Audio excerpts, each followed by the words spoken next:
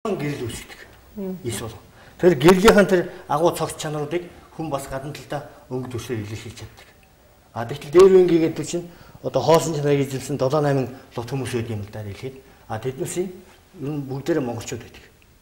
Тийм учраас агуу тэр бүхнийг одоо энэ шинжлэх ухааны салбарт судалж үзсэн байна. Тэднээсийн гэрлэн бүрхүүл нь 3-аас 4 км-т одоо байж чаддаг байсан байна. За ингээд ихээр тэнд ямар дотор нь харахгүй ч гадна харахгүй ч өвчтэй хүмүүс ба эрүүл хүмүүс янз бүрийн тийм ээ доголдолтой хүмүүс маань байгаль дэлхий тэгээ энэ үзэгдэлтэйгээ таарч өгөхгүй болсон хүмүүс маань харал байж байдаг шин. Харалцсан нэг хэсэг нь харалцсан ч юм уу бүгдээр харалцсан ч. Тэгэхээр энэ орчинд ороод ирэхээр тэр хүн яг угаасаа гэрэлд одоо шилээр нэвтэж байгаа гэрэл шиг гэрэлдэж эхэлдэг. За энэ цагаас ихтэй хүмүүс яг тэр хүн ажуугаар өнгөртөл жишээ нэрүүлчих процессыг явуулж идэх байх шээ. Тэгээ энэ гэрэл нь асчаад байх шээ. Энэ гэрэл аснаар энэ ухамсар сэрж явах жишээтэй. Ухамсар сэрэхээр талд ухамсар сэрэх юм шээ. Тэгэхээр өнөөдөр энийг бол богино хугацаанд сэрэх шаардлага гарч байгаа юм л да. Богино хугацаанд сэрэх шаардлага гарч байгаа. Тэгэхээр энийг бид нар одоо янз бүрийн хүмүүсийн тийм ээ энерги судалдаг хүмүүс гэдэг чинь одоо олон янзын юм судалж байна. Татах хүчний энерги байна, сорон зайн энерги байна, дулаан энерги байна, тийм ээ. Цэглэгаан сорон зайн энерги байна гэл ингээл ярих юм бол энерги яриад байгаа энэ улсууд чинь аль талаас нь юуг нь яриад байгаа маш олон төрлийн энергийг хэрэглэж байгаа байхгүй. Гэтэл энэ хуультай давхцсан, энэ ертөнцийн энэ үүсэлтэд давхцсан, ертөнцийн цаашдын одоо тэр хөгжилтэд давхцсан энэ хуулийн дагуу хийгдсэн энэ зүйлийг бид нар голчж үзэх зүйтэй юм л да. Жишээлбэл энэ дээр нэг юм нэмээд хэлчихэ л да. Одоо жишээл энэ үзэг зохиогдсон зүгээр л үзэг харахад үзэг бааз. Тэгээ дотор нь нөгөө нэг бал байгаа тий. Тодорхой хэмжээгээр шингэн гэсэн үг тийм ээ. Гээл хэлбэрийн байгаа гэсэн үг. Тэгэхээр энэ дээр харахад бол одоо хатуу шингэн гэж ядаж 2 дугаар төвшөнд үйлчлэхээр бааз хурдтай. Тэгэхээр энэ дээр нэмэх нь тэр дээд ухамсар гээчийг одоо суулгаад өгсөн мэдээллийг нэг үгээр хэлвэл. Тэгэхээр доктор Арамиши одоо гайхамшигтай чанар нь чухам юундаа байгаа юм гэхээр ийм л учиртай юм л да. Ерөөсө масар олон гигантнүүд байна. Нэг үгээр хүн төрөлхтнээс сэрэж байгаа маш олон гигантнүүд байна. Тэр дундаас нэг үгээр бид нар ч одоо нэг орчин үеийн хүмүүс чи юмд итгэхээ болцсон шүү дээ. Тэгээд тэрийг яг материаллаг болгоод ингээд буулгацсан. Тэгээд ердийн хинч хэрэглэхэд өөрийнхөө энэ одоо ингээд харахад бол их л том шинжлэх ухаан бааз, асар их мэдлэг бааз. Тэгээ энийг зүгээр л хүн энгийн дээрээ тэрний хөдөлгөөн байна да тэрний 3 хагас зорцсон. 1 2 3 хагас гэд. Ингээд эргүүлэхэд л нэг үгээр хэлбэл энэ бүх юмд шилжчих, энэ процессыг л энд хийгээд өгсөн гэсэн үг. Тэгэд ялангуяа тэр 9 мянган дасгал гэдээ яриад байна шүү дээ тийм ээ. Тэрийг хийхдээ жишээлбэл энэ интеграц буюу эндээ ингээд нэг хөрөлөөр хүн бүх зүйлтэйгээ одоо эвлэлтэнд нэгдэж зохирлож ингэж одоо орчлон ертөнцтэйгээ одоо яг нэгдэлтэй болж ингэж байгалийнхаа жамаар сайн сайхан амьдрах боломж нь л ерөөсөө байж байгаа маа л гэсэн. Ийм л утга юм. Зарим хүмүүс за та юм тайлбарлах гэж байна. Өшөө нэг үү? Тэгэхээр яг энэ бид нар гений тухай яриад байдаг тийм ээ. Тэгэхээр энэ хүн гэдэг чинь яагаад амархан одоо насвард юм бэ гэдэг асуудал байна.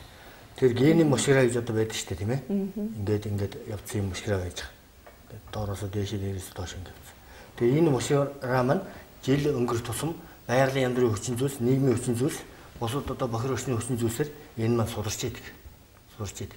Тэгээд энэ сулраад хэрэг одоо бүр дээдтэй өрөх юм бол энэ хүн насвардаг байхгүй. Тэгэхээр энэ дээр үед бол олон одоо мянган жилээр хүн насалдаг байсан. Гэтэл өнөөдөр яг 60 70 80 болчихоо гэдэг асуудал байна. Тэгэхээр энд байгаа. Тэгэхээр энийг одоо эрчимжүүлнэ гэдэг бол нэгдүгээр юу гэхээр бид нар жишээ нь газрын татах хүч, газрын одоо зүрх гэж ярьдаг тийм ээ. Магм одоо тэр соронзон татах хүч байна. Од гарсын татах хүч байна.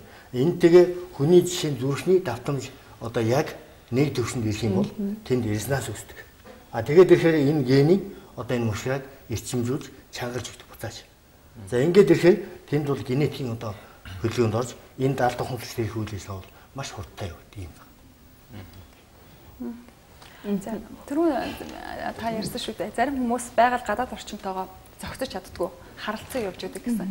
Тэгэхээр ерөө зохицохын тулд юу хийх ёстой? Хүн энэ олон ухамсартайгаа бас зохицож чадаж байна өнөөгийн хүмүүс зохицохын тулд яах ёстой? Хамгийн энгийн байдлаар тайлбарлаад өгвөл.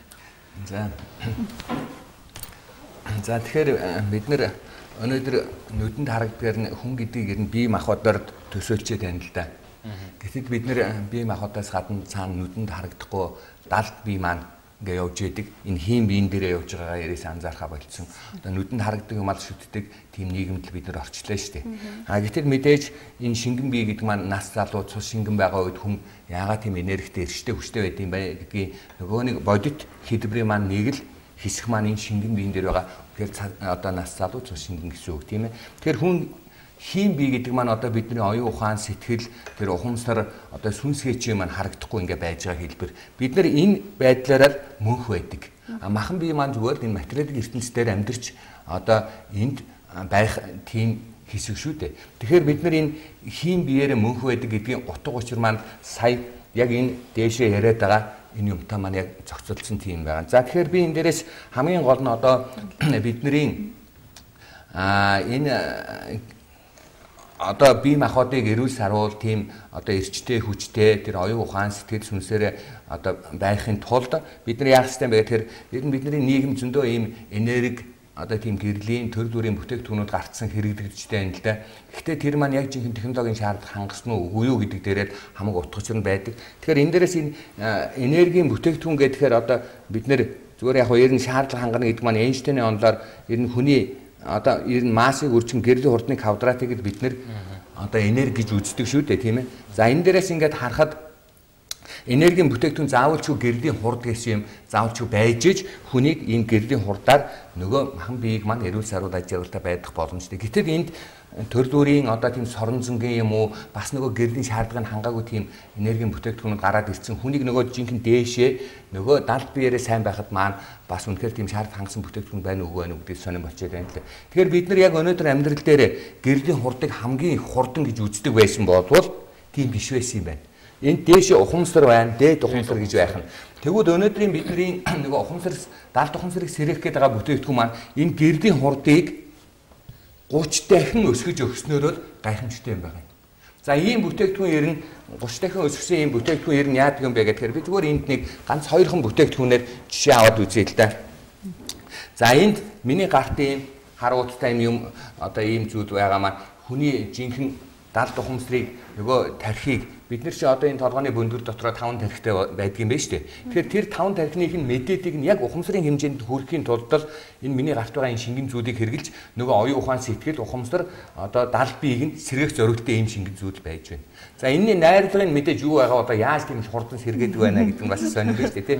Тэгэхээр бид нар одоо зүгээр хавар болохоор бид нар чинь нэг өнөх мондог энерги авдаг хүн дали ягаанд нэг 15 минут сууна гэх маягаар ингэж ярьдаг. Тэр чинь ганцхан цэцэг байна да. Тэгвэл хавар ургадаг тэр сайхан энергитэй байгаа үед 15 минут суудаг бол энд яг дали ягантай тийм цүс тийм энерги өгдөг 54 цэцгийн ургамлын ханд энэ дотор байгаа. За энэ дотор нөгөө ухамсарын гэрлийн хурдыг 30 дахин өсгсөн технологио хийж өгөөд одоо шууд хүний биед энийгээ мэдээлэл уншуулж эхлэх нь маш амархан. Эхлээд дээрээс ингээд 30 секунд хүнд ингээ хамар дээр ингээ өнөртүүлэхдээ тэр хүн тайвшираад бодол санаа сэтгэл нэг сайхан болоод ингээ тэнцвэрчиж эхлэх нэ тэ. За дараа нь яах вэ гэхээр энэс ингээ духан дээр нь бариад ингээд 30 секунд л ингээ уншуулгахдаа хүний өнчин тарих сэргийж эхэлдэг. Мэдээлэлээ нөгөө дотоод шүүрлийн булчирхаагаар дамжуулаад хүний одоо бамбаа булчирхаа, сэрээ булчирхаа гэдэг ч юм уу тийм ээ. Одоо ингээд нойр улчирхаа, төрийн улчирхаа гэдэг бүх мэдээллүүдийг эндээс ингээд хүний дотоодоос нь бүх мэдээллийг зөв болгоод нөгөө өвчтэй байсан бүх мэдээллийг нь хөвгө гаргацдаг. Жишээлбэл энэ маань шууд энгийн байдлаар хүний биенээс бүх буруу мэдээллийг хөөж явуулах зорилттой нөгөө далд ухамсарыг нь шууд нөгөө орчдын ертөнцийн хүсэж байгаа байдлаар нь оруулж өгч байна да тийм ээ. За тэгвэл энийг зөвхөн ингээ хоёр талаас нь бариад үзье. Энд чинь нөгөө бидний баруун зүүн тархины мэдээллийг яг тэнцвэртэй зөв байх байдалд ингээд нөгөө мэдээллийг шууд хүний тархинд уншуулаад далд ухамсарын сэргийг нөгөө процессыг явуулчих штеп. За яг ингээд барьж байгаа энэ тохиолдолд энэ маань яах ёстой бэ гэхээр хүнийг яг хүүхд насныхын тэр гоё залуу сайхан мэдрэмжинд нь ямар ч хүнийг оруулаад сэргэлэн цовоо болох байдалд ингээд хүрээд ирэх нь шүү дээ тийм ээ. За энийг бас дараагийн мэдээллийг уншуулах үедээ шууд энэ чихнийхэн доотор тоолонд явахад хүний баг тархийг нь уртлаас нь эндээс чихний эндээс ингээд мэдээллийг уншуулчихсан юм байна лээ. Инхээр хүний биеийн тэнцвэртэй байдал хүмүүсд маш их олон янзын байдлаар одоо тэнцвэр алдсан одоо их хэцүү байдалд явж байгаа шүү дээ. Тэр мэдээллийг сэргээхэд маш энгийн байх нь шүү дээ. Бид нар орчлын ертөнцийн өөрхийн мэдээлэл рүү орох гээд байгаа юм чи. Энийг одоо хэн ч гэсэн хүүхч гэсэн том хүн ч хилээ гэсэн ямар ч хүн байж боломжтой үстэй. Тэгвэл одоо бид нар ингээд өөрсдөө баг тархийг сэргээе гэвэл энэ гайхамшигтай энерги мэдээлэл шууд биендээ уншуулж чинь гэсэн. За энийг ингээд хоолойныхаа доохон тав энэ багал зуурхаа доохон тав ингээд барьлаа гэхэд хүний урт удар тархины мэдээлэл эндээс уншуулдаг. За яг ингэж уншуулахад хүн яах ёстой юм бэ? Одоо нөгөө хүний чинь биеийн дулаанаас нахгуулаад биеийн цусны эргэлтийн сайжруулахаас ахгуулаад нөгөө бүх биенд нь дархлаагийн сайжруулах бүх процессыг эндээс ингээ явууч хийж байна. Тэгвэл одоо бид нэр ийм гайхамшигтай нөгөө нэг энергийн бүтээгдэхүүнээс 30 дахин илүү хүчтэй 70 ухамсарыг сэргээх ийм гайхамшигтай одоо ийм технологи гаргаж ирээд хүмүүсүүдэд маш богино хугацаанд энерги сэргээгээсэ гэсэн утгаар бид нар энэ тайлбарыг хийж юм л да. За миний нэг гарт одоо энэ үзэг байна гэж байна. Энэ зүгээр шин чанарыг харуул үзгэлтэй. Нөгөө мөн чанарыг харах юм бол хүний 70 ухамсарыг сэргээгээд байгаа нөгөө гайхамшигтай гэрлийн хурдыг 30 дахин нэмж өгсөн ийм одоо технологи маань орсон гэсэн үг.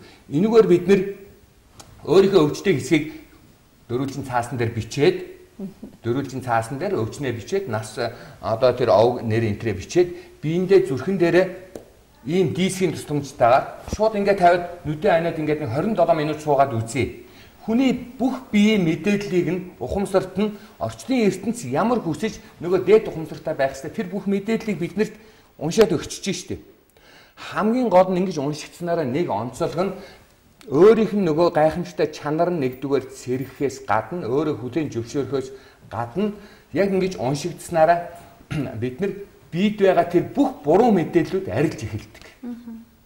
Энэ буруу мэдээллээс салсан тохиолдолд хүн нөгөө 70 ухамсар сэргэж байна. Нөгөө бийд байгаа бүх өвчний мэдээллүүдийг ингэж бинээс одоо хөөж гаргаж ухамсараа сэргээх ийм энгийн арганууд одоо бид нарт байна. Энэ одоо ширээн дээр тавьсан энэ гоё юмнуудыг харах юм бол зүгээр дотроосоо бид нар одоо варианд их дуртай мэдээж талхан дээрээ түрхэж иддэг.